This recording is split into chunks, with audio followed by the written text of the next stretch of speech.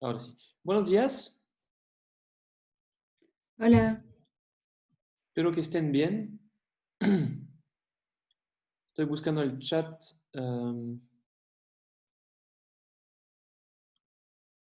Ahí, que me deja acá. Ok, ya. Entonces, ya he compartido pantalla. Deberían ver escrito ahí en el iPad programación dinámica. Es el capítulo que vamos a empezar hoy. Básicamente, este capítulo va a ser sobre todo en métodos. Diría que poca economía vamos a ver. Y la idea es que esta metodología es la que vamos a usar para casi todos los modelos que vamos a ver este semestre y seguramente casi todos los modelos que van a ver en todos sus cursos de macro que van a seguir después. ¿Okay? Tanto como en teoría macro uno 2 y 3 deberían tener como, digamos, la manera como se van a resolver los problemas de los agentes será usando esta metodología. ¿Ok? La idea es resolver problemas dinámicos, ¿ya? De múltiples periodos y potencialmente infinitos periodos. Considerando, por ejemplo, riesgo y ese tipo de cosas. ¿Ok? Um, Ustedes deben conocer ya el lagrangiano. Um, Puede parecer el método más complejo que el lagrangiano a priori, ¿eh? Pero con la experiencia después se darán cuenta que en realidad simplifica un montón de cosas. Y en particular, donde vamos a ganar un montón es al momento de poner, estudiar el modelo en un computador. ¿Okay? Entonces, quizá para resolución analítica la ganancia es marginal. ¿No? Puede haber, quizá para sacar una ecuación de Euler, puede haber cierta ganancia.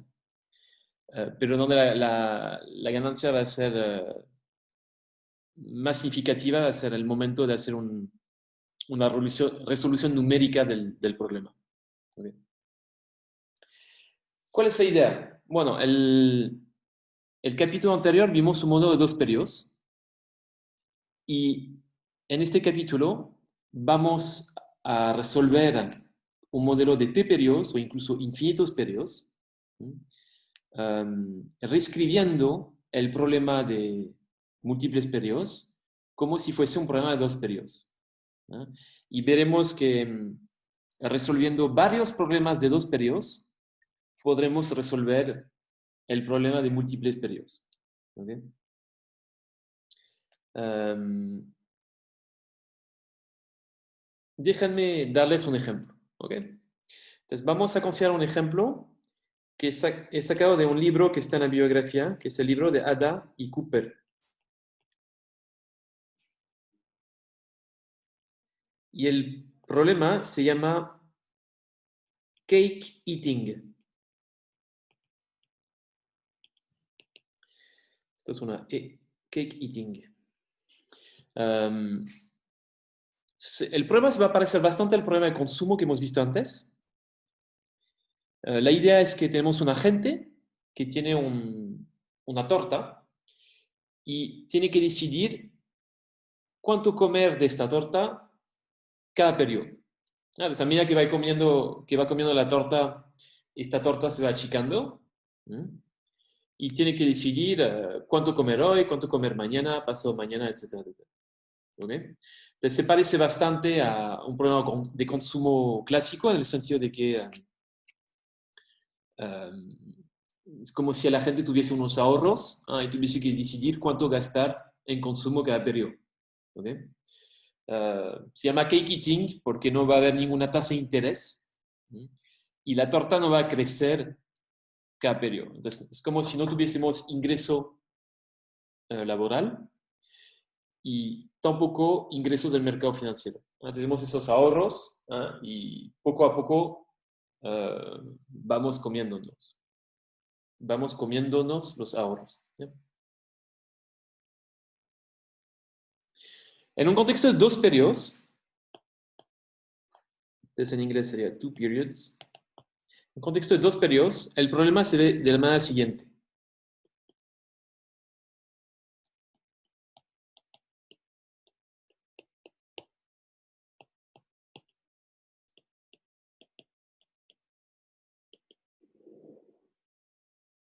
El tema del qué notación, bueno, vamos a usar la notación A, como activos.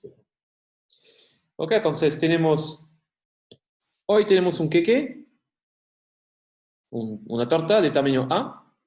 Tenemos que decidir cuánto repartir entre el consumo de hoy y cuánto repartir entre el consumo de mañana. ¿Ok? Ven que se parece bastante al problema que teníamos antes, ¿no? Teníamos, bueno, la función de utilidad es exactamente igual, ¿eh?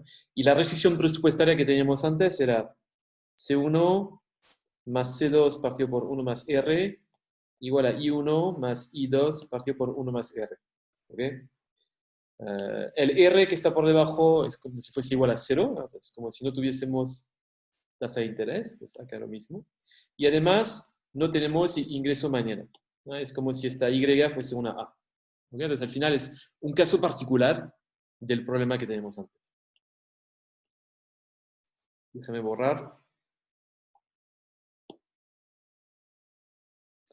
Ok, entonces ustedes ya saben resolver este tipo de problema. Lo pueden hacer con Lagrangiano. Pueden escribir, maximizar la función objetivo sujeto a esta restricción. ¿Eh?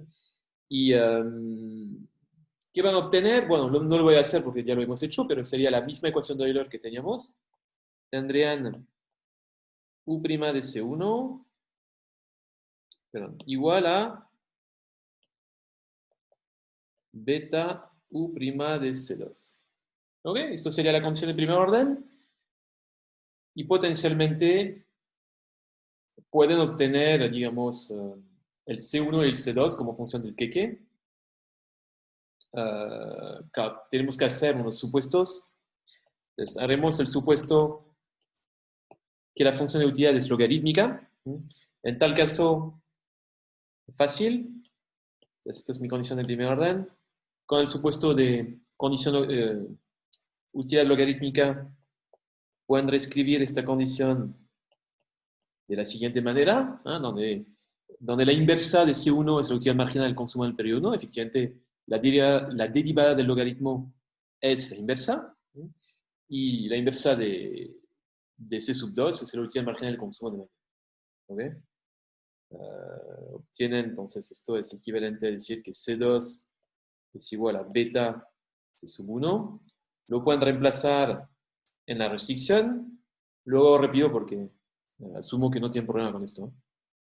Sería C1 más beta C1 igual a A. Efectivamente, esto acá era el C2. Y habíamos visto que C1 más C2 era igual a A. Entonces, cuando reemplazo C2 por beta C1, me da esta ecuación. Y entonces pueden obtener el consumo, ¿no? Como función de A y del resto de los parámetros del primer periodo. Y les va a dar que este consumo es A partido por 1 más beta. Así que le puedo poner un poco de rojo. Puedo hacer lo mismo con C sub 2. En tal caso me va a dar C sub 1, pero multiplicado por beta. Entonces va a ser beta A 1 más beta. ¿Okay? Estos serían mis consumos como función de los parámetros. ¿Ok? Esto es el caso de un problema de dos periodos, que es en realidad un caso particular del problema que ya han resuelto en el capítulo 2. ¿No? Entonces, no debería haber problemas con esto. Les voy a preguntar igual, sin ninguna vergüenza, díganme si tuvieron un problema con la resolución de este ejemplo. ¿Todo ok para todos?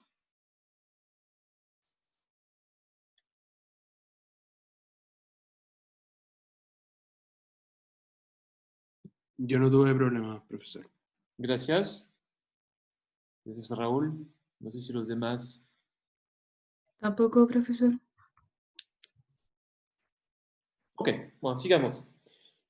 voy a aprovechar este problema simple para introducir vocabulario, que usaremos más adelante. Primero,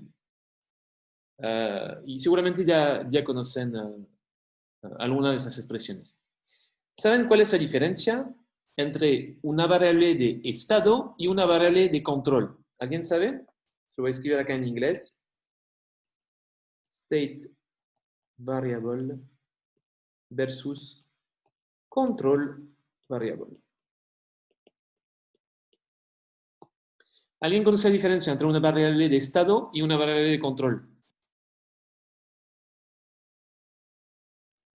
La variable control son aquellas que puede manipular el agente en el periodo actual, y las de estado son las que se expresan en términos de la variable de control, no me equivoco. Sí, entonces, digamos, las variables de control, el agente tiene un control directo sobre esas variables. Como tú dices, puede influenciarlas en el periodo corriente. Típicamente las variables de estado son consecuencia de decisiones pasadas. Y el agente, cuando va a tomar la decisión, eligiendo el valor de su variable de control, la va a hacer en función de esas variables de estado. ¿Ok? Entonces, voy a repetir un poco, es como tautología, dirían algunos. Entonces, variables de estado describen el estado en que está el agente. Y las variables de control son decisiones que van a tomar el agente en función de esas variables de estado. ¿Ok? Típicamente, para conocer la decisión que va a tomar el agente, el conjunto de las variables de estado es como el conjunto de estadísticos suficientes que uno necesita conocer para conocer a la gente, la decisión que va a tomar el agente. ¿Okay? Las variables de estado y variables de control. Entonces, en este ejemplo, perdón, Emanuel, hiciste una pregunta. Sí, no, yo quería hacer una pregunta. Lucas. Sería, por ejemplo, ¿la inversión sería una variable de control del capital de estado o no? Por ejemplo, típicamente pasa esto, efectivamente. ¿Me podría repetir lo que era la variable de estado? Variables de estado es, bueno, conjunto de variables que describe el estado en que está la gente. ¿Y qué quiere decir esto? Pues típicamente el agente toma sus decisiones en función de esas variables de estado. Y para conocer la decisión que va a tomar el agente, basta con conocer el conjunto de variables de estado. Las decisiones van a ser consecuencia de este conjunto de variables de estado. ¿Okay? Y muchas veces las variables de estado son consecuencia de decisiones pasadas o son simplemente exógenas. ¿Okay? Entonces vamos a dar en el caso de este ejemplo, mis variables de control, ¿qué serían? Serían los niveles de consumo. El agente elige su consumo, es su decisión. Y la variable de estado podría ser lo que voy a llamar A1 y A2, como para adelantarme un poquito. A1 y A2 se definirían de la siguiente manera. A1 es el tamaño de la torta al principio del periodo 1. Y A2 sería el tamaño de la torta al principio del periodo 2. A2 es igual a A1, al cual le restó el consumo del primer periodo. ¿Ok? Entonces, ¿en qué estado está la gente al principio del periodo 1? Básicamente, para conocer su estado, basta con conocer A1. Puede tener mucho queque al principio de este periodo o poco queque, y según la cantidad del queque, va a tomar cierta decisión de consumo. Y lo mismo al principio del periodo 2. A sub 2 va a describir su estado. Y como ven, A sub 2 va a ser consecuencia de decisiones pasadas. ¿Okay? El consumo del primer periodo va a afectar el estado del segundo periodo. ¿Okay? Entonces, muchas veces el agente va a tener un control directo sobre las variables de control. Las variables de estado pueden tener un control indirecto, en el sentido de que pueden influenciar el valor de las variables de estado a través de las variables de control. Pero no puede elegir directamente la variable de estado. Antes, como dijo, creo que fue Lucas, no sé, ya no me acuerdo quién hizo el ejemplo de la inversión y el capital. El stock de capital, muchas veces en macro, no puede decir cambiar su valor hoy. Digamos, como que parte del periodo hoy tengo cierto stock de capital. No puedo decidir tener más o tener menos. Para tener más tendré que esperar un periodo, pero ya será otra variable de capital en el periodo siguiente. Entonces, a través de mi inversión de hoy, puedo influenciar el nivel del capital de mañana, pero hoy no puedo decir cuánto capital tener directamente, porque como que ya se tomaron las decisiones pasadas y el valor del capital ya hoy no lo puedo cambiar. Puedo cambiar el de mañana, pero el de hoy no. Y acá pasa un poco lo mismo. Entonces, a través de mis decisiones, puedo influenciar el tamaño de la torta de mañana, pero no puedo elegir directamente el tamaño de la torta de hoy. Ok, entonces, variables de estado y variables de control. Uy, ¿qué pasó acá? Ya. Más vocabulario. Más adelante verán, vamos a hablar de policy function. Pues me imagino que en castellano se dirá función de política. Y value function.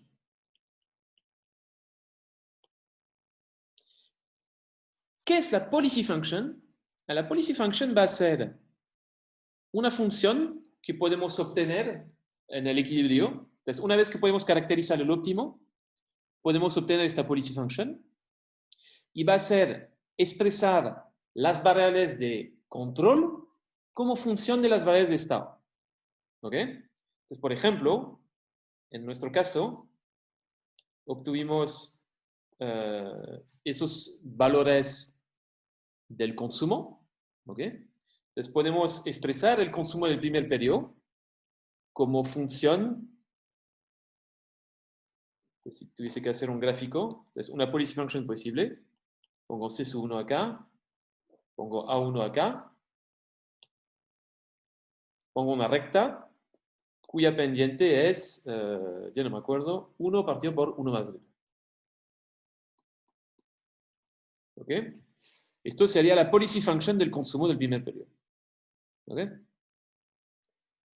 Podemos hacer lo mismo con C2. Ahora, verán más adelante, lo común será expresar las decisiones de un periodo como función de los estados de este periodo.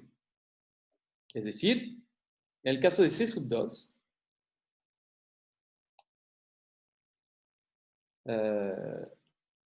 la decisión la vamos, digamos, la policy function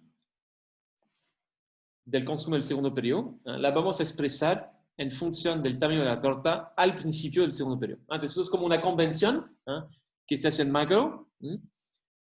Podríamos perfectamente expresarla como función del tamaño de la torta al principio del periodo.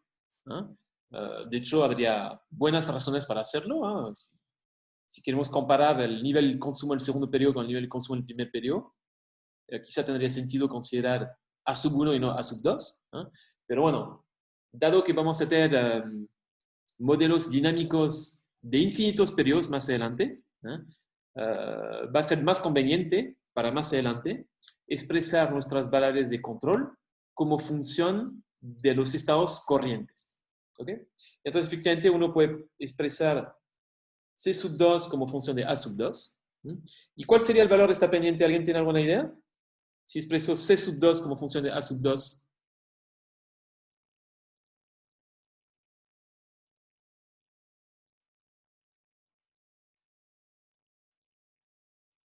O voy a hacer la pregunta de otra manera. Muy bien, Ricardo. Ricardo respondió, es 1. Efectivamente, ¿por qué es 1? Porque en el segundo periodo, el agente, si le queda A sub 2 de torta, dado que va a vivir solo 2 periodos, va a comer toda la torta. ¿Sí? No va a dejar torta para un periodo 3 porque no hay periodo 3. ¿Okay? Entonces, todo lo que le queda de torta al principio del periodo se lo come todo. Entonces, es una identidad. Ok, entonces esto sería dos policy functions, dos funciones de política, me imagino en castellano. de este problema. ¿Ok? Ya. Al final, esas funciones de política recuerdan un poco lo que llamaban ofertas y demandas cuando vieron cursos de micro. Efectivamente, eso es como una función de demanda. ¿Cuánto consumo como función de mi riqueza? Ahí tengo un solo bien, entonces ni tengo que molestarme con un precio. ¿Ya? Ahora, función de valor. La función de valor se va a expresar también en función de los estados, tal como lo hemos hecho acá. ¿Okay? Pero en lugar de mirar la decisión, vamos a calcular la utilidad de la gente. ¿Okay? Entonces, podemos calcular. Supongamos que, vuelvo para atrás, todo esto lo llamo U mayúscula de C sub 1 y C sub 2. ¿Ok? Podemos calcular la utilidad como función del estado. Entonces, por ejemplo, puedo calcular U de C sub 1, que es función de A sub 1. Y puedo calcular C sub 2, que es función de A sub 2, que es función a su vez de A sub 1. ¿Ok? Se puede hacer. Por ejemplo, U mayúscula dijimos que es el log de C1 más beta el log de C sub 2. Entonces tendría el log de C1, ¿cuánto era? Era A1 partido por 1 más beta. ¿Okay? Más beta. C sub 2, ¿qué era? C sub 2 era beta 1 más beta por A. A sub 1. ¿Ok? Ahí podemos simplificar esto. Entonces, por ejemplo, como tenemos un logaritmo, podemos decir que es el log de A1 menos el log de 1 más beta, más beta, el log de A1, más beta, el log de beta 1 más beta. ¿Ok? Entonces puedo calcular o factorizar 1 más beta, el log de A1, más unas constantes que voy a escribir como para ser exhaustos, ¿se dice exhausto en castellano? Pero que no suelen ser importantes. ¿No? Y todo esto lo voy a llamar K. ¿Okay? Entonces, esto sería U como función de A sub 1, ¿no?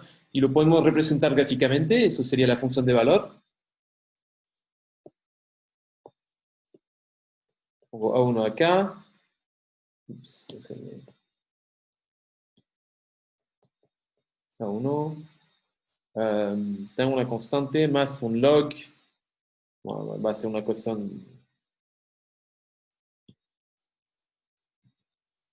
Esta constante, pero debería ser algo creciente y cóncavo, ¿no? Que puede tomar valores negativos dependiendo del valor de A1 y de esta constante.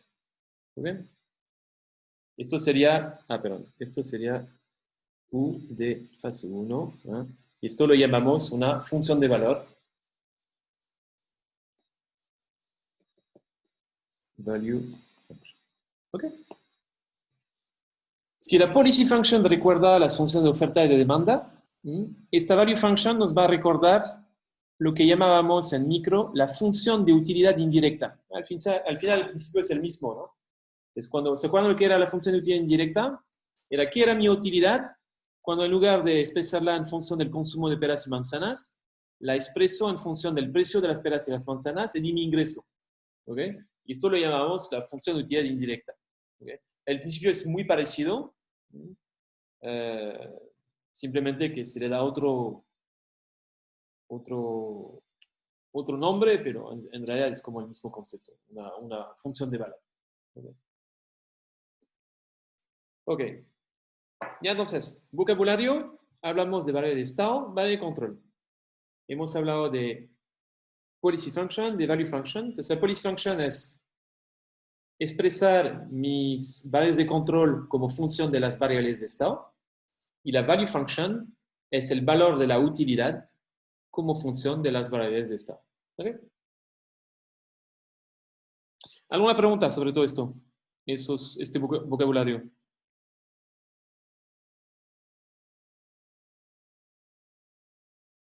Ok. Entonces, todo esto es aplicarlo a este problema de dos periodos, dijimos. ¿Okay? Entonces, les voy a explicar ahora cómo resolver un problema de 3 periodos. ¿Ya? Y el objetivo en la resolución va a ser obtener esas value function y esas policy function. ¿Okay? Y ya, déjame plantear el problema primero. Okay. La idea es que con 3 periodos,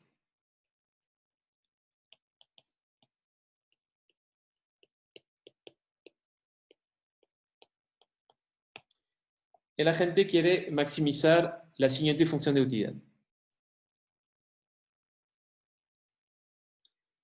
¿Saben que voy a cambiar un poco la notación? Anticipándome.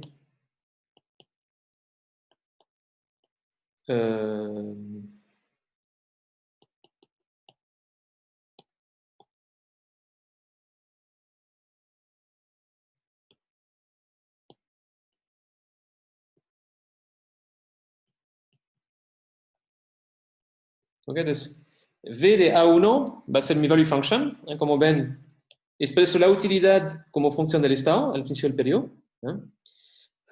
Y esta value function considera decisiones óptimas. Estoy maximizando con respecto a las variables de control. Y quiero maximizar todo este objetivo. ¿Okay? Entonces, una manera de escribir analíticamente mi value function. Y también a plantear el problema. ¿Okay? Entonces, maximizo esto sujeto a la restricción A sub t va a ser igual a A sub t menos 1 menos el consumo en C sub t menos 1. ¿Okay? Y esto es cierto para todo t que pertenece a 2, 3 y 4 incluso, ¿cierto? A ver, 4, sí. ¿Okay?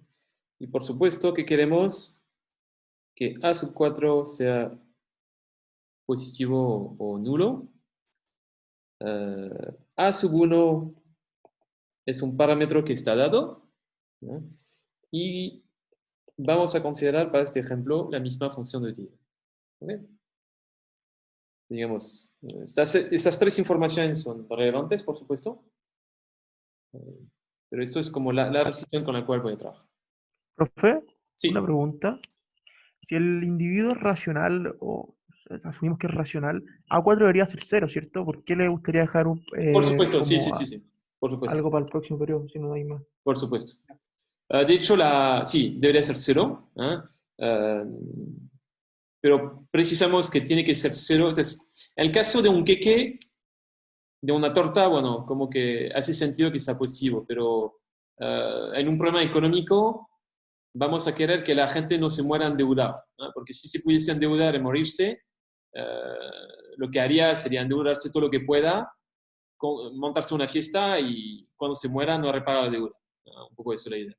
Entonces, detrás de esto, es como si estuviésemos previniendo cosas como default o cesación de pago.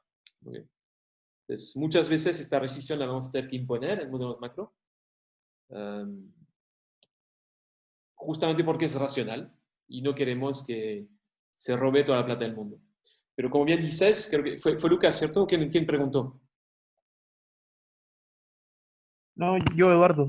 Eduardo, como bien preguntó Eduardo, dado que es racional, por supuesto, va a elegir un A4 que va a ser 0, por supuesto. Estoy de acuerdo contigo. Ok, entonces resolvamos este problema. El tema es que este problema ya hemos resuelto parte de este problema. Perdón, se me olvidó decir algo antes. He ido rápido, pero fíjense que acá la utilidad del tercer periodo la estoy descontando por beta al cuadrado. ¿Esto es un problema para alguno? Me imagino que vieron valor presente en otros cursos, ¿cierto? ¿Sí me pueden confirmar que todos entienden? ¿Sí? Y me imagino que ¿quién venía de afuera? ¿Fue Raúl? ¿Raúl, tú eres el ingeniero o era... ¿Quién era el ingeniero? No, yo no. Reinaldo. Reinaldo, tú no es un problema para ti. Tú viste modelos con esta estructura, ¿cierto? Sí. Excelente. Y María Jesús, tú eras la chica que venía también de afuera y me dice que sí, ¿no? Venías de Sí. la Andrés Bello, venías, María Jesús, ¿cierto? ¿Qué cosa? Perdón. Y tú también venías de afuera, ¿cierto? Sí, Y del Andrés Bello era, o me invento. sí, Andrés del Bello. Andrés Bello. También dieron valor presente allá y Sí. entiendes por qué descuento 2 veces. Excelente. Ok, entonces no voy a explicar esto. Gracias. Gracias a ti por responder. Ok, entonces lo que quería decir era que ustedes saben resolver este problema, el problema de 3 periodos. No, lo pueden hacer usando las herramientas que ya usaron en pregrado. Antes, como lo hacían en pregrado, tenían un lagrangiano, lo escribían, consideraban las restricciones. Esta metodología que vieron en pregrado, no hay ningún problema. La pueden aplicar a este problema y obtendrán el mismo resultado que vamos a obtener ahora. ¿Ok? Ahora, la idea es que les muestre una metodología nueva. Y la idea es que para resolver este problema de 3 periodos que tenemos acá, digo acá, estoy apuntando a mi iPad, pero para ustedes no sé si dónde estoy, quizás ahí. ¿Estoy abajo a la derecha o ustedes desplazan la cámara? Ya. Para resolver este problema de 2 periodos, dado que ya he resuelto un problema de 2 periodos, quizá puedo usar la información del problema de 2 periodos para resolver este problema. ¿Ok? Entonces, como bien digo, si vuelvo para atrás, ya resolví un problema de 2 periodos acá. ¿Ok? Capaz que puedo usar la información del problema de 2 periodos para resolver el problema de 3 periodos. Y es efectivamente lo que vamos a hacer. Vamos a usar la información de lo que ya hemos resuelto para resolver un problema un poco más complejo. ¿Ok? Y la idea es la siguiente.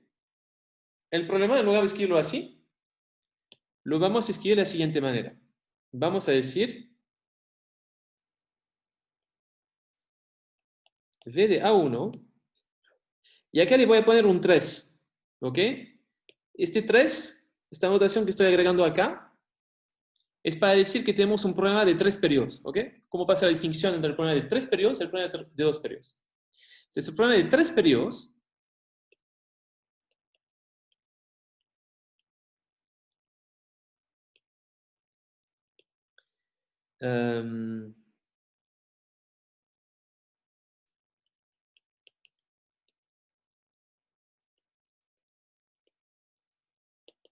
va a ser el siguiente. Lo vamos a reescribir de la manera siguiente. A2 va a ser A1 menos C1 y vamos a considerar un A1 dado. ¿Ok? Entonces fíjense. Primera observación. Mi problema de 2 periodos, mi problema de 3 periodos, ¿por qué lo escribo así? Porque va a tener una estructura que me resulta familiar. Es como si fuese un problema de 2 periodos. ¿Ok? Efectivamente tenemos acá el flujo de utilidad corriente que está recibiendo la gente, más un valor futuro. Entonces hay una diferencia. Este valor futuro no es el flujo del segundo periodo, es como una especie de valor compuesto, V sub 2. Y estamos descontando el futuro por este factor beta. ¿No? Entonces, se parece mucho a lo que teníamos antes, con la diferencia que en lugar de tener acá teníamos U de C sub 2, en lugar de tener U de C sub 2, vamos a tener como la utilidad futura. ¿Okay? ¿Y cómo se define esta utilidad futura? Bueno, es lo que uno obtiene en un problema de dos periodos. Entonces puedo agregar con V sub 2 de A sub 2, que es la utilidad que uno saca de un problema de dos periodos. Que es el max con respecto a C sub 2, e incluso de C sub 3, de U de C sub 2, más beta U de C sub 3, sujeto a que A sub 2 lo vamos a usar para financiar consumo en el segundo periodo y en el tercer periodo. ¿Ok? ¿Ya? El punto es que este problema de acá, que me da la utilidad de esta función de utilidad de acá, ya lo tengo resuelto. Ya tengo este problema 2 resuelto. Efectivamente, sabemos, puedo volver atrás, pero sabemos que para este problema, el consumo C sub 2, que es el primer periodo de este problema de dos periodos, el C sub 2 va a ser A sub 2 partido por 1 más beta, y C sub 3 va a ser A sub 2 multiplicado por beta partido por 1 más beta. ¿Ya? ¿Y de dónde saco este C sub 2 y este C sub 3? Es nada más que... ¿Dónde estamos? Acá. Es nada más que esos dos resultados, con la diferencia que, bueno, el primer periodo, acá, no tengo un 1, sino que tengo un 2. Acá tengo un 2. Y acá no tengo un 2, sino que tengo un 3. ¿Ok? ¿Y por qué tengo un 2 y un 3? Porque este C sub 2 es el primer periodo de este problema de dos periodos que estoy definiendo. ¿Ok? Y tengo un 3 porque el 3 es el segundo periodo de este problema de dos periodos que estoy definiendo. ¿Ok? Entonces, volvamos. Ya, okay. Entonces, la idea es que un problema de tres periodos, tal como se ve acá, lo puedo reescribir en un problema de dos, sabiendo que ya obtuve esto. ¿Ok? Y efectivamente, cuando resolví el problema, ¿qué les di? Les di la value function. Entonces, no tengo por qué resolver todo esto y obtener esta utilidad, ya la tengo. Era esta función de acá. ¿Ok? Entonces será 1 más beta, el logaritmo más una constante. Efectivamente, sabemos que, lo puedo escribir acá, sabemos que V sub 2 de A sub 2 es 1 más beta, el log de A sub 2, más esta constante K. Déjenme ver, 1 más beta, ¿era correcto? 1 más beta, el log.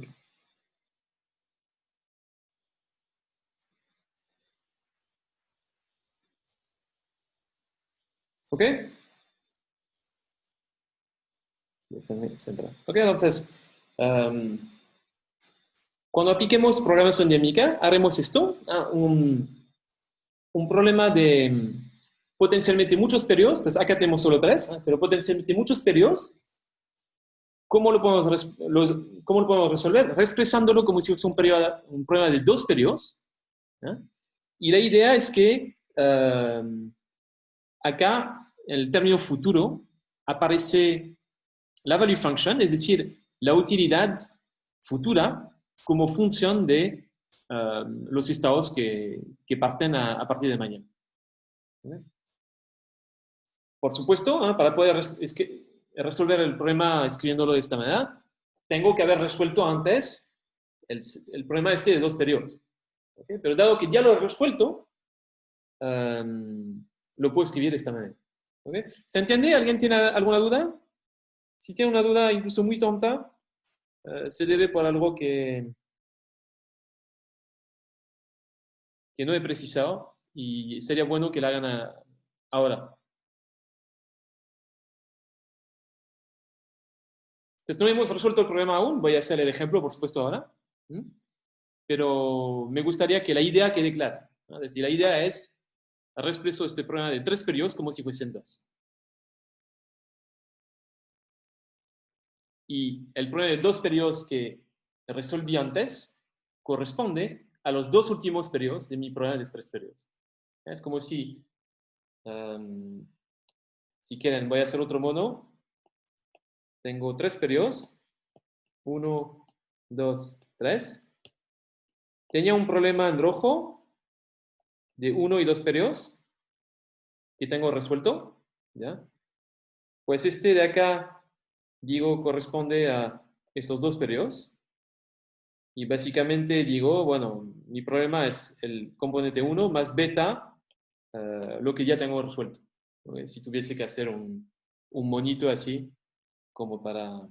Entonces, estoy descontando lo que ya tengo resuelto y agrego un periodo por delante, que no tenía.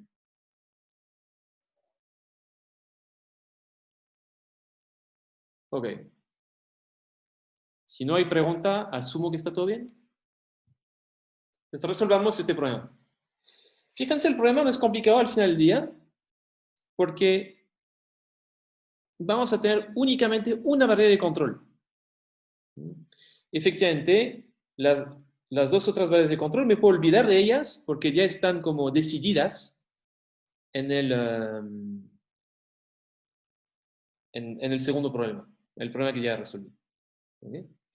Y fíjense también otro comentario, un poco la potencia de este concepto de barreras de estado. ¿Okay? Les había comentado las barreras de estado, entonces el conjunto de barreras de estado es el conjunto que tengo que conocer como para conocer las decisiones de la gente. ¿Okay? Y fíjense a qué punto es potente, porque acá la utilidad futura la expreso únicamente como función de A sub 2. ¿Ya? Y este A sub 2 es lo único que tengo que conocer para saber todo lo futuro. ¿Ya? Con A sub 2 sé exactamente cuánta utilidad va a tener a partir de mañana y sé exactamente cuáles van a ser sus decisiones en el periodo 2 y en el periodo 3. ¿Okay? Entonces, con A sub 2, como que conocemos todo lo que va a ocurrir mañana. ¿Okay? Entonces, es muy potente porque para resolver este problema, lo único que voy a tener que elegir va a ser este C sub 1. ¿No? Voy a tener que elegir el C sub 1, la única variable de decisión, ¿no? Dado que este C sub 1 me va a definir un A sub 2, y este A sub 2, dado este valor, voy a conocer todo lo futuro. Ok, resolvámoslo.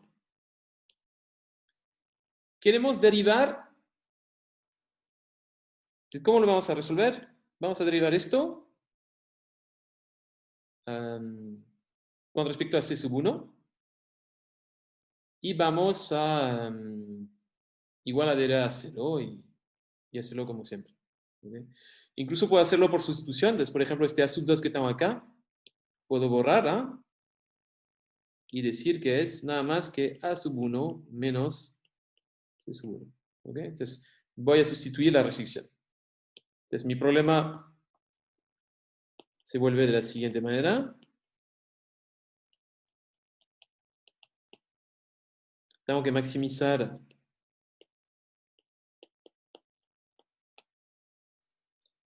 esto es una C. La siguiente utilidad. Recuerden que U de C es el logaritmo de C y V2 de A es 1 más beta, el logaritmo de A más una constante K. Entonces puedo reemplazar. El problema se vuelve el siguiente. Voy a tener el log de C sub 1 más beta por 1 más beta, el log de... Entonces no tengo A acá, tengo A1 menos C1.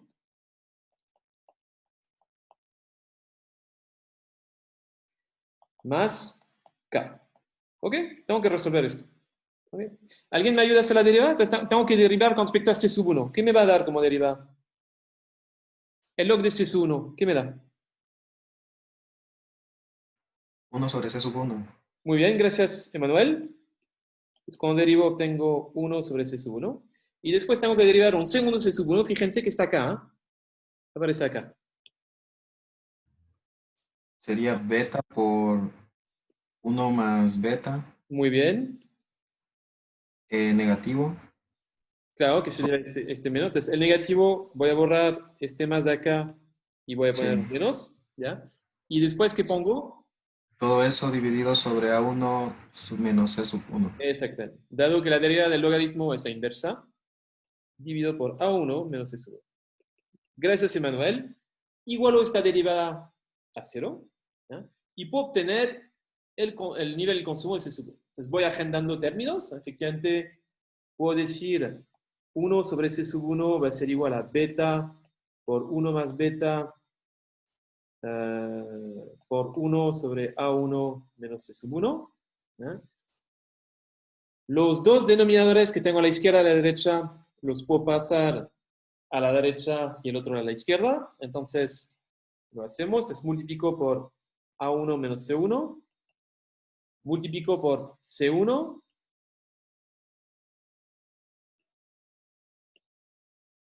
Y obtengo lo siguiente.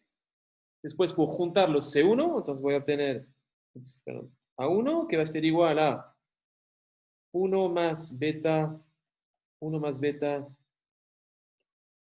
por C1. ¿No? Entonces, este 1 de acá se debe al menos de acá que pasó al otro lado. Y este de acá es este de acá. Factorizo por C1 y obtengo la ecuación de abajo.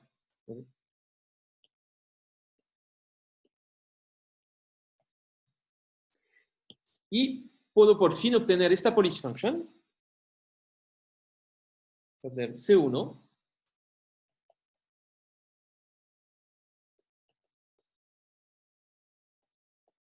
¿Cómo funciona el resto? Lo puedo escribir de esta manera, ¿no?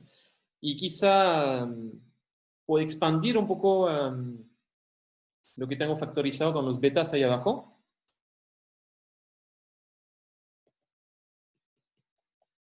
Voy a expandir y voy a tener 1 más beta al cuadrado. ¿Ok? Esto sería mi policy function. ¿Ok? Entonces, esto es la policy function. ¿Ah? Y me expresa la variable de control como función del estado A1. ¿Ok? Se puede representar gráficamente si quieren. C1, A1, voy a tener algo así, cuya pendiente es 1 partido por 1 más beta al cuadrado. ¿Ok? Esto sería mi policy function, una recta. ¿Se entiende? Entonces sería mi decisión en términos de consumo como función de mi estado al principio del periodo. ¿Ok? Si quisiera obtener la value function, es decir, volviendo para atrás, volviendo para atrás, pero ¿dónde? Ok.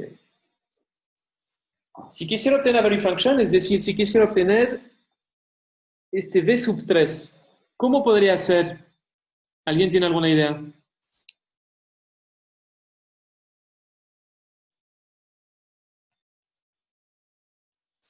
¿Cómo podría obtener la value function acá?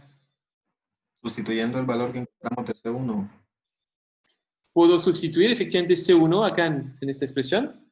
Efectivamente, Emanuel. ¿Dónde está eso?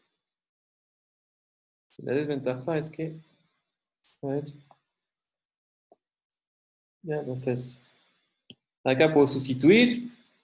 Entonces... No, ¿no es este? Sí, es este. Entonces V3 de A sub 1, ¿cuánto va a ser? Es el log de C1.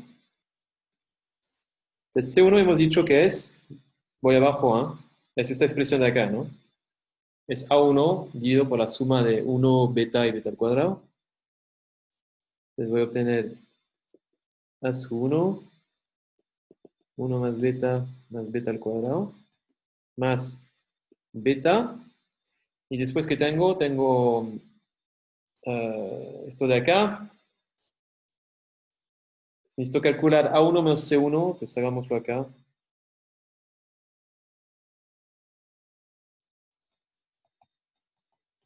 A1 menos C1 va a ser beta más beta al cuadrado.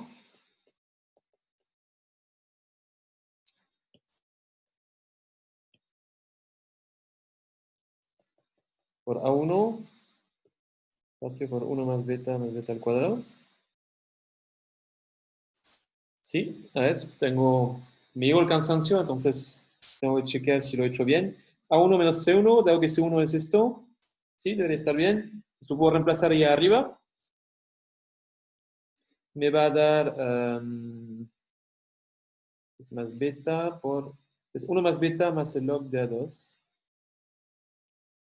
1 más beta, el log de A2, y el log de A2 será beta más beta al cuadrado por A1, 1 más beta al cuadrado, más esta constante K, ¿cierto? Chequemos. Esto dijimos que es A2. Efectivamente, A2 es esto.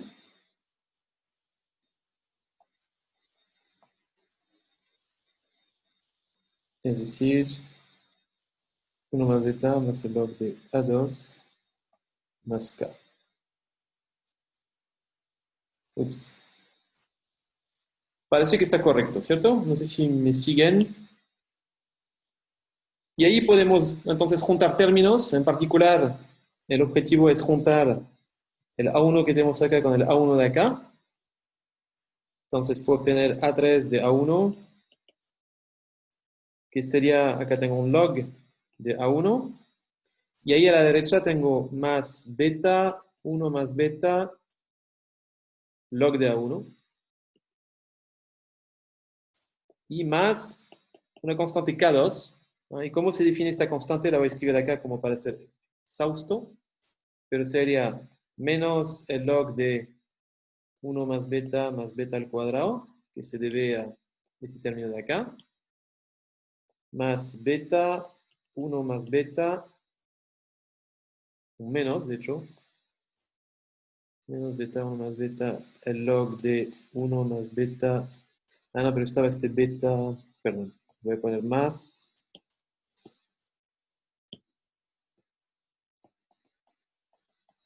beta al cuadrado, beta más beta al cuadrado. Incluso puedo agregar K.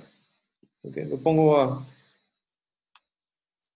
Este K sub 2 no se suele usar esta constante porque como solemos derivar con respecto a la value function para resolver nuestros problemas, esas constantes cuando las derivamos hacen cero, pues son poco útiles.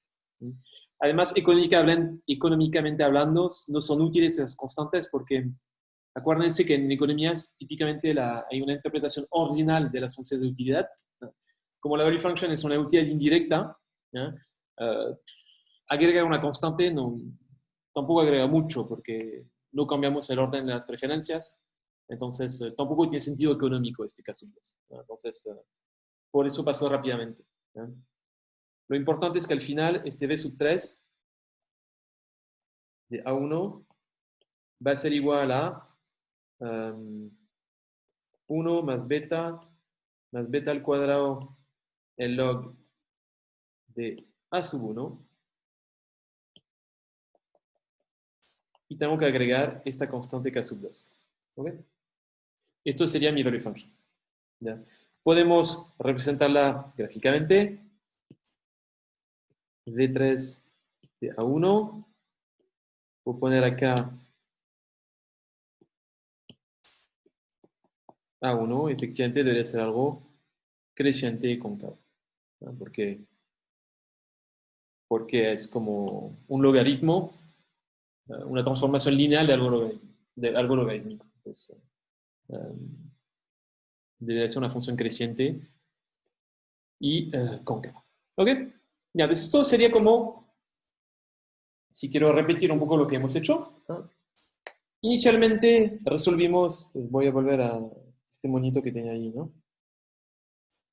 Lo voy a volver a hacer, ¿no? Inicialmente resolvimos un problema con dos periodos, ¿no? Entonces teníamos utilidad de un primer periodo, más beta la utilidad del segundo periodo. Cuando resolvimos el problema de tres periodos,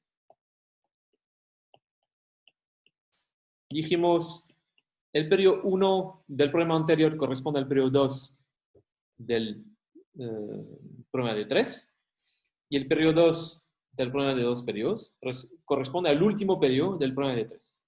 ¿Ya? Y lo que hicimos, pudimos obtener una función de valor que nos daba la utilidad del problema de dos periodos. ¿Ah? Y para el problema de tres periodos, lo que hicimos fue considerar el flujo que uno obtiene de 2, ¿ah? Agregarle del primer periodo del D3, agregarle la utilidad del D2 y simplemente había que descontar por beta la utilidad del D2. ¿Okay? Esto fue la manera de cómo resolvimos nuestro problema de tres periodos. ¿Okay? Y cuando digo resolver, pudimos obtener la policy function, es decir, expresar el consumo de este primer periodo, de este periodo 1 acá, del problema de 3, como función de la torta, y pudimos obtener la value function, que es como la utilidad, el valor presente de la gente, también como función del tamaño de la torta. ¿Ok? Entonces, si quisiera resolver un problema de 4 periodos, para 4 periodos tendría que hacer lo mismo. Entonces, para 4 periodos, en teoría me gustaría maximizar U de C sub 1 más beta U de C sub 2 más beta al cuadrado U de C sub 3 más beta a la 3 U de C sub 4. ¿Eh? Usar un lagrangiano, ¿eh? Pero dado que ya tengo resuelto el problema de 3 periodos, ¿eh? Lo que voy a hacer es decir, bueno, estos 3 periodos que tengo acá, la resolución del problema que acabo de resolver de 3 me da un poco las decisiones de los 3 últimos periodos. ¿Eh? Y lo único que tenemos que hacer es descontarlo por un factor beta y agregar el flujo de utilidad del primer periodo. ¿Okay? En ecuación, esto me daría la siguiente función de valor. La utilidad en un problema de 4 periodos, como función del tamaño de la torta en la posición del periodo 1, es una decisión que es C sub 1, un flujo de utilidad con este consumo, más beta, y como bien dijimos, voy a resumir toda la utilidad futura en la función de valor del problema de 3 periodos.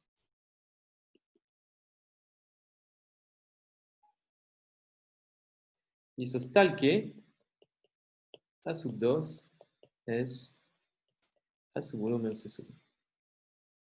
¿Ok?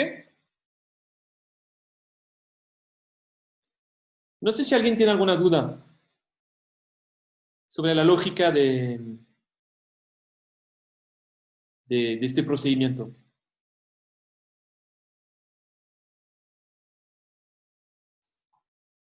Al final del día, si quieren para resolver un problema de 4 periodos, hay que resolver un problema con 4 periodos. Implica resolver 3 problemas con 2 periodos. ¿Ok? Y lo que hicimos fue resolver los 2 últimos periodos primero, después agregar un periodo antes, de manera a resolver los 3 últimos periodos. Pero al resolver esos 3 últimos periodos, los resolvimos como si fuesen de 2. Y al final, el tercer periodo fue agregar un periodo antes, de manera a resolver el caso de 4 periodos, que equivale a una estructura de 2 periodos.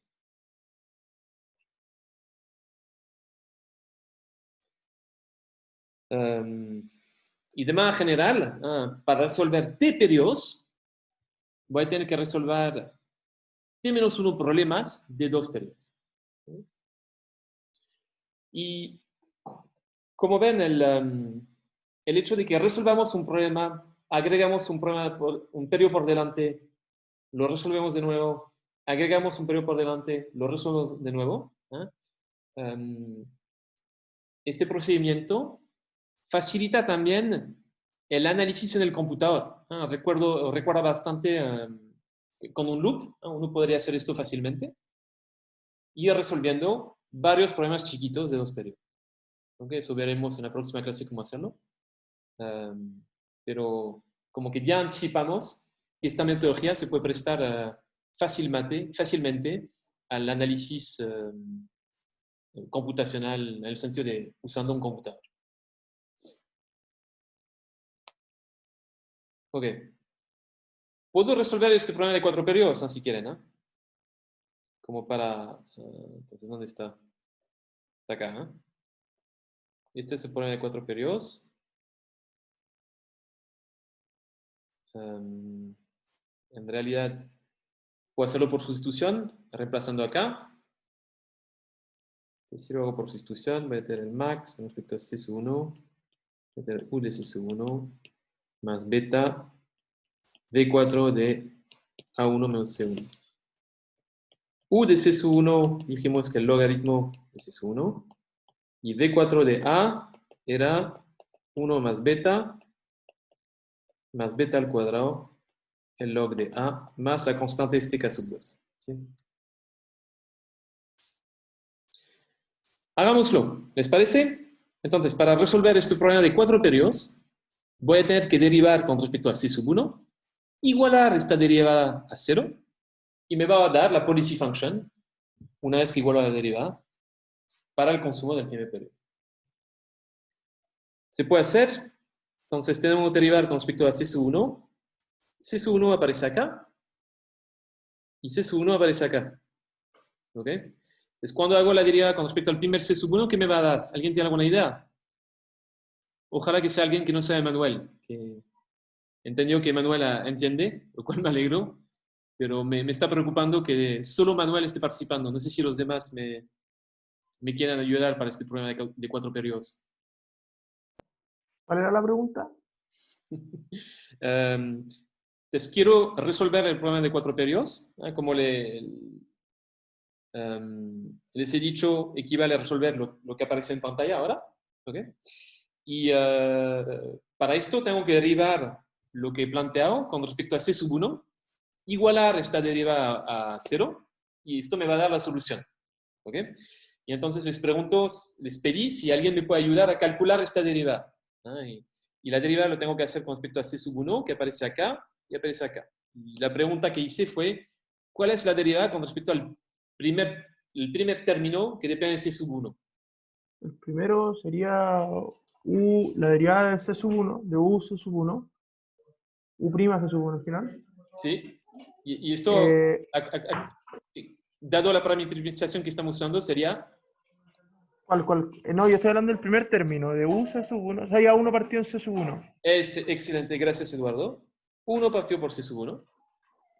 ¿Y tienes ganas de seguir? Sí, en el otro sería beta por el 1 más beta cuadrado. Esto está... Eso partido en A1 menos C sub 1 por menos 1. Exactamente. Al final hay que poner Genial. Genial, Eduardo, muchas gracias. Está correcto lo que dijiste. Efectivamente, acá voy a quitar este más, voy a poner un menos. Y después podemos despejar. Y bueno, les paso un poco los cálculos rápidamente. Despejando, voy a obtener, pongo 3 puntitos, pero como que, dado que cada problema tiene una estructura parecida, podemos anticipar que esto nos va a dar A1 partido por 1 más beta al cuadrado más beta al cubo. Y esto sería nuestra policy function. ¿Ya? Si quiero obtener la value function, ¿qué hago? Reemplazo esto que acabo de encontrar en la función de utilidad de arriba. Y si lo hacen, deberían encontrar que que la value function es 1 más beta al cuadrado más beta al cubo, el logaritmo de a sub 1, más una constante que voy a llamar k sub 3, que tendrán que definir ustedes porque no me la sé de memoria. ¿Ok? Ok, esto sería mi value function. ¿Ok? Y como ya, espero que ya haya entendido, con esos dos elementos, después, si quisiera resolver un problema de 5 periodos, también lo puedo hacer.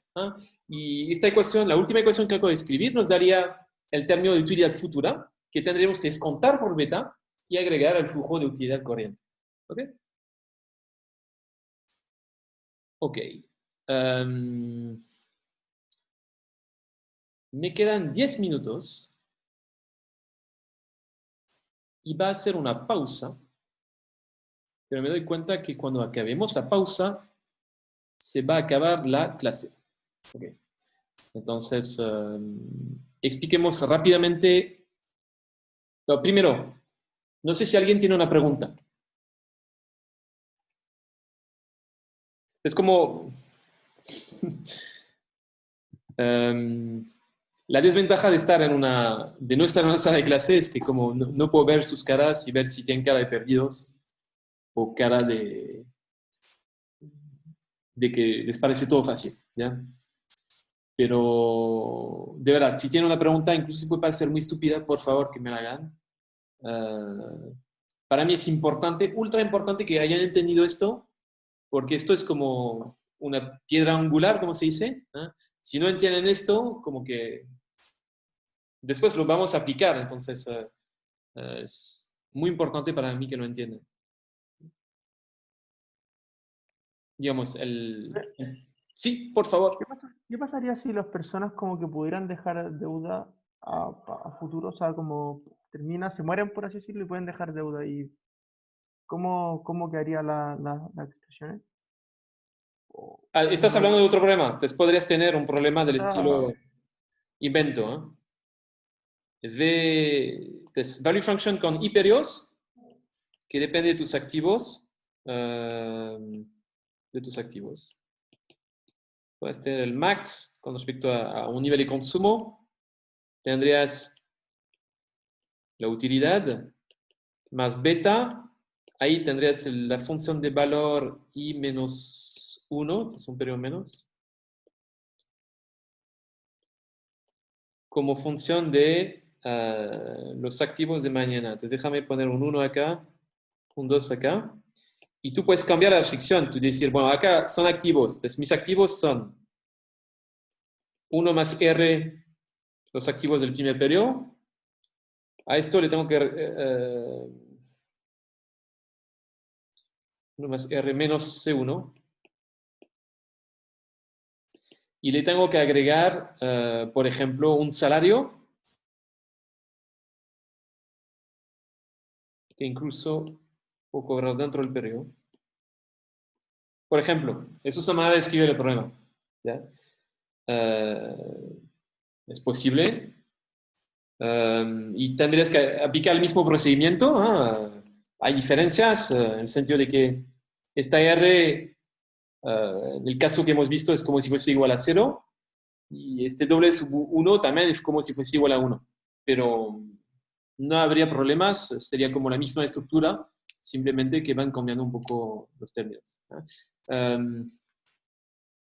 Digamos, la mitología va a ser la misma. ¿Ok? Y podemos tener una empresa que invierte en capital. Entonces, arriba, en lugar de tener la función de utilidad, vamos a tener sus beneficios. Y abajo, la restricción presupuestaria seguramente sería la dinámica del capital. No serían los activos de la gente, sino que sería el stock de capital de la empresa. ¿Okay? Invento. No sé si respondo a tu pregunta, Eduardo. Sí, muchas gracias. Sí. Lo podía haber hecho de manera más general, pero la ventaja de tenerlo en un problema tan simple como el cake eating es que, bueno, esas cosas extra, esos parámetros R y W, que son importantes, al final, para entender la metodología, no son útiles. Entonces, me limité a este problema, pero es por razones pedagógicas. ¿Sí? Y además lo puedo resolver frente a ustedes a mano. Esa es la razón. Pero la idea es la misma. Lo que haremos será tener un problema de 3 periodos, subdividirlo en problemas chiquitos de 2 periodos. Entonces, si tenemos T periodos, tendríamos T-1 problemas de 2 periodos. Vamos resolviendo esos problemas chiquitos y al final podemos obtener una solución. ¿Okay? Y esto es como el principio básico de programación dinámica. ¿Okay? Ahora, si tuviese infinitos periodos, no sé si alguien, ¿cómo lo haríamos con infinitos periodos?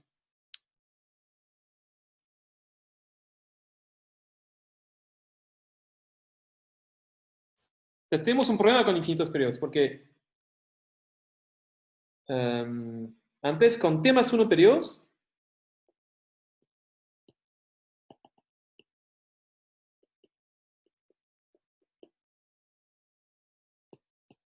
entonces, supongamos que esto es la estructura de T periodos.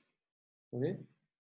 Lo que hacíamos era primero resolver los 2 primeros, que correspondían a los 2 últimos, después los 3 últimos, etcétera, etcétera, y ir agregando un periodo por detrás.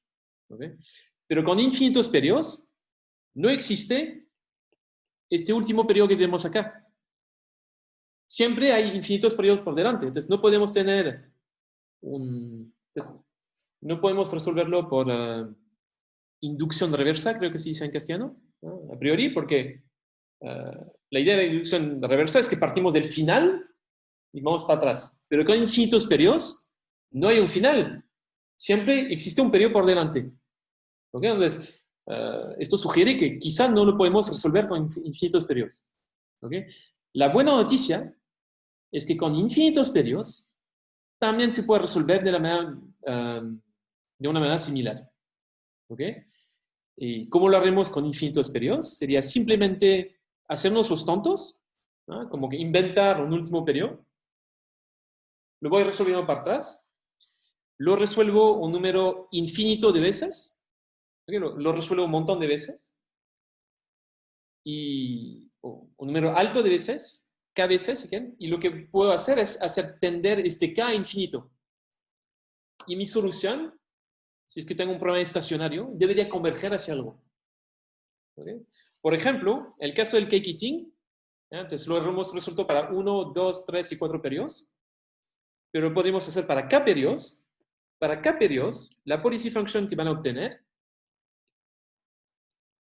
será nada más que 1 más beta al cuadrado, más bla, bla, bla, más, a ver, ¿cómo tenía? Con 4 tengo 3. Entonces, con K tengo K menos 1. Esto sería la solución de mi policy function. Entonces, para infinitos periodos, tengo que tomar el límite. Entonces, con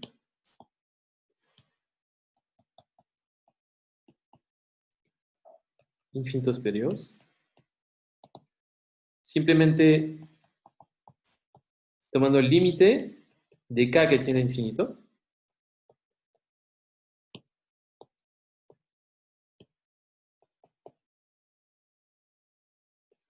De 1 más beta al cuadrado, bla, bla, bla, más beta. Puedo obtener la solución. ¿Alguien sabe? ¿A qué converge lo de abajo cuando hago tender K infinito? ¿Alguien tiene alguna idea?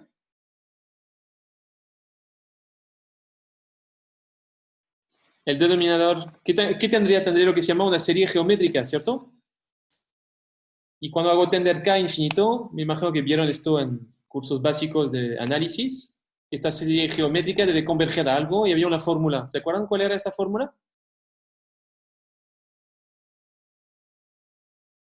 Beta sobre 1 menos beta, si no me equivoco. Casi. Sin el beta. Entonces sería 1 sobre 1 menos beta. Entonces, 1 sobre 1 menos beta, como divides por 1 dividido por 1 menos beta, entonces sería multiplicar por 1 menos beta. Entonces, si quieren, lo de abajo converge a 1 sobre 1 menos beta. Por lo tanto, si divido, la división de una división es una multiplicación, voy a obtener 1 menos beta a 1. Ok, entonces la policy function, déjenme escribirlo ahí. La policy function en un caso de infinitos periodos por delante, sería nada más que esta expresión. Al final va a ser mucho más simple y podemos representarla gráficamente también. Y tendríamos entonces la policy function sería algo así, con una pendiente que es 1 menos bt. Podemos calcular value function, también es fácil. Sería, pues, la voy a llamar V. V de A será nada más que A partido por 1 menos bt. Más una constante. Y confíen en mí, esta constante converge a algo. No la voy a calcular, pero converge a algo. Esto sería mi value function. ¿Ok? Entonces voy a dejar acá. Esto es como un bosquejo, si se dice así en castellano, de las ideas de la programación dinámica. Y repito una última vez. La idea es considerar un problema de t periodos y reescribirlo como t-1 problemas de 2 periodos. Podemos resolver esos problemas chiquitos de 2 periodos, uno por uno. Esto se presta muy bien al computador y nos permite obtener la policy function, el consumo como función del estado, y la value function. Si no tienen más preguntas, lo dejamos acá. Les agradezco la atención. Nos vemos el lunes y vamos a seguir con esta metodología. Entonces, la idea sería, en las próximas clases, entender cómo, por ejemplo, obtener una ecuación de Euler, tal como lo hemos hecho antes, usando esta metodología. Hablarles un poco más del caso de infinitos periodos. Hablarles un poco de cómo implementar esto en un computador. Y después veremos teoremas un poco más formales de por qué lo que estamos haciendo básicamente está bien hacerlo. Es decir, si es que nuestra metodología nos da la solución que queremos, si es única y bien comportada. Muchas gracias. Gracias.